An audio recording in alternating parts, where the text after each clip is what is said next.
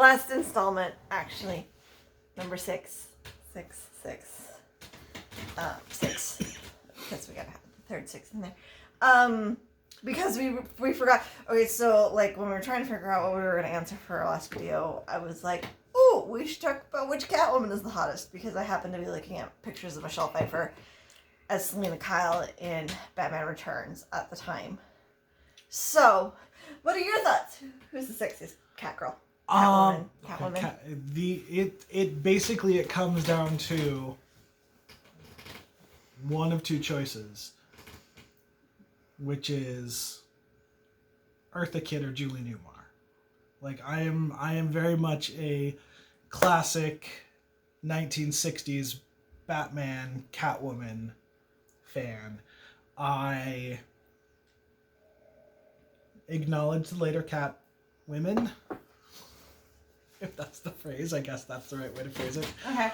I mean, I appreciate them, but I feel that to some degree they lack a sense of theatricality that I appreciate in the 1960s. So you're saying Michelle Pfeiffer's Catwoman in Batman Returns lacks theatricality? Compared to Eartha Kitt? Yeah. I'm not saying she doesn't have it entirely. I'm just saying that it's not on the same... It's not on that level. Like... And I mean, it's not that I think Anne Hathaway didn't do a good job either. Yeah. She was entertaining. She was one of my favorite things about that movie. Right. She was one of the only good things about that movie. And I wish there had been more of her. But... She's not. No, and I mean, yeah, definitely. Like, I enjoy Halle Berry. I wouldn't, I am sorry, but her Catwoman movie was just shit. Everybody admits that. And everyone admits that. And it wasn't her, it was more the material and the choices of a whole bunch of, there was so much more about that. And yeah, Anne Hathaway was wonderful, but she was underutilized, completely in that movie. Because I feel like Anne Hathaway could, if someone let her, embody Catwoman, and she could be the closest thing to Julie Newmar.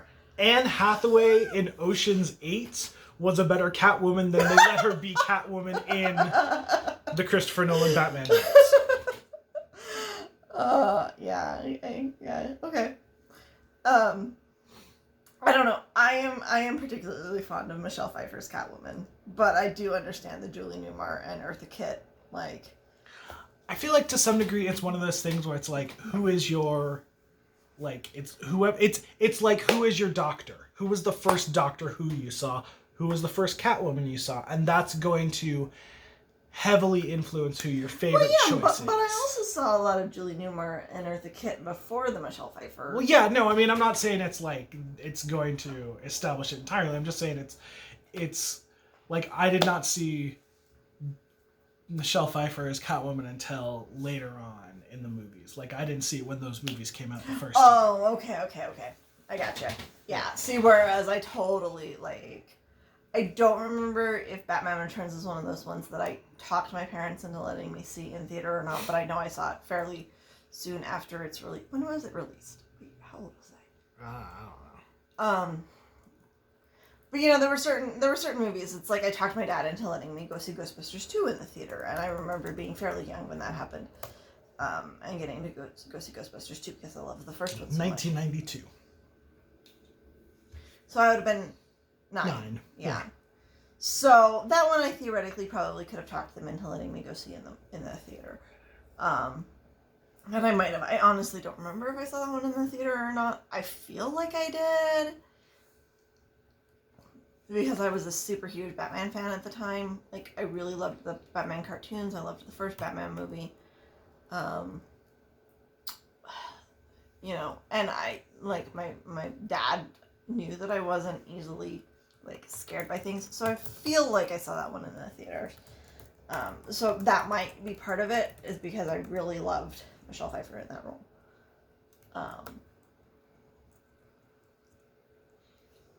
And I had watched a lot of the cartoons and stuff. I mean, the cartoons in the original series, because my dad used to like let me stay up at night on the weekends and stuff and watch Nick at Night with him and whatnot, or in the summer.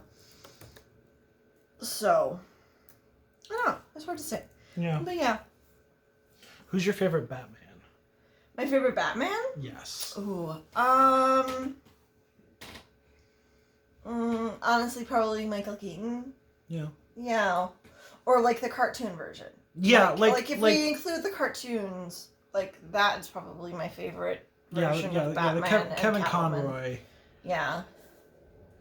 But because Adam West was always just that like extra bit of silly. Like I liked that there was a certain like seriousness to the Tim Burton Batman movies, and even to some degree, I enjoyed Val Kilmer as Batman. I also was a huge Val Kilmer like fan as a young like child teen. So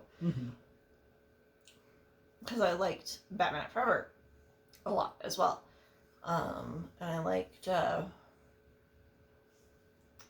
liked Val Kilmer and a number of other things, including Real Genius. And, oh yeah. I mean, who doesn't like Val Kilmer and Real Genius? That's just yeah. What about you? Who's your favorite Batman? I don't know. I mean,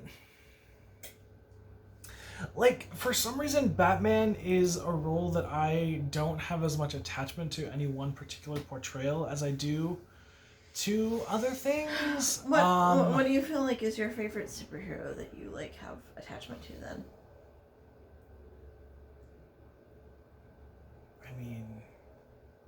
I mean, there's not a lot of other things to compare it to in comparison Right. for Chris Evans as Captain America, because he's really good at that. Right, and he's really the only person that's played Captain America. I mean, yeah, there have been other people in like TV shows and stuff. Right, I mean, like the closest to Batman or Superman we have is probably Spider-Man, who's had the most incarnations. Yeah, and like each of the Spider-Man versions, I like different things about them. Or even the Hulk would probably be the next after that, because we've had a couple different Hulk incarnations. I mean, sad walking away Hulk. I mean, like Superman. Superman, it has to be Christopher Reeve for me, because there's. See, my problem is for me, it would have been Dean Cain, except for his personal. Except for Dean Cain sucks. Yeah, except for Dean Cain sucks, because again, I grew up with Lois and Clark, so to me that I had a strong connection to that.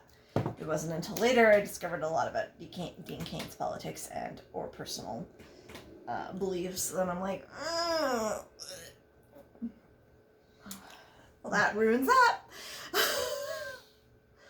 But I mean, no, like I feel like Christopher Reeve as Superman is really good, and like he's good as Superman and as Clark Kent, which is one of the things that it gets difficult with Spider-Man, is somebody who's good as both Spider-Man and Peter Parker. Like it's played both sides of that.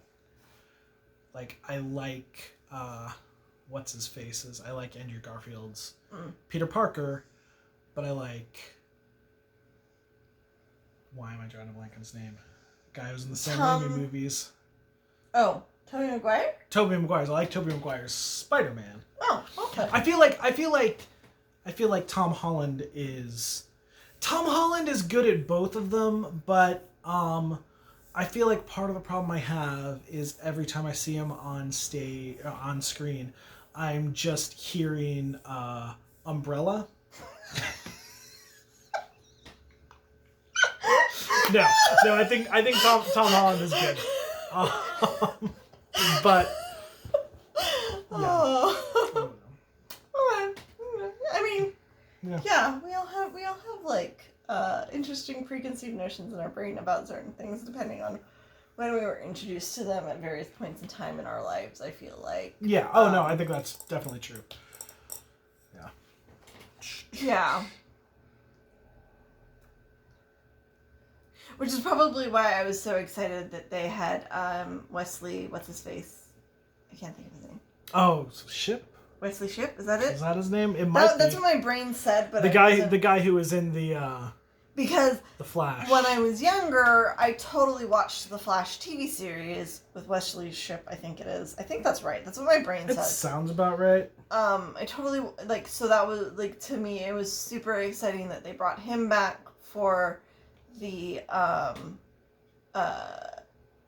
For the Flash stuff. for the Flash series. And they also brought back the other girl that was in that as like a doctor in the Flash series. It also That's really another thing. excited me when they brought back Annette O'Toole in Smallville after she had done a role as as Lana Ling. Yeah. No, like that's one of the things that I Like- do like about the CW is the CW Arrowverse stuff is ridiculous, but they are very willing to go back and bring in different. Well, they're willing to pay homage to like the past incarnations of stuff, which I really like. Like the fact that they've made Smallville like references, like in the timeline stuff where they got what's his face to come back and play Clark and Yeah. and all of these other little Tom like Welling. Tom Welling. Yeah. So is it John Wesley Shipp? Is that it? Maybe. I think that might be Sure. it. I do have a question. Oh. Very late that we just got from Cat the Baker 14. If you were to make yourself a grilled cheese right now, what kind would you make, assuming you have access to any ingredients? Oh man. Ooh, if I was to make a grilled cheese like right now, what did I fuck? Oh, my phone is recording. I was gonna like check to see if I had any questions, and my phone is recording this. If I was to make any grilled cheese right now, if I had access to any ingredients, man, I think it would definitely involve some really, really good like tart, strong sourdough bread with. Oh man, I feel like some nice Monterey Jack maybe, or cheddar Jack. I'm trying to think. Trying to feel the vibes in my mouth.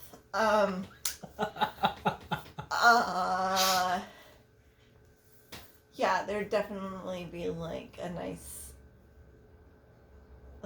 something melty and yummy cheese-wise. And like some really good thick honey ham and or bacon. Would be good. Yeah.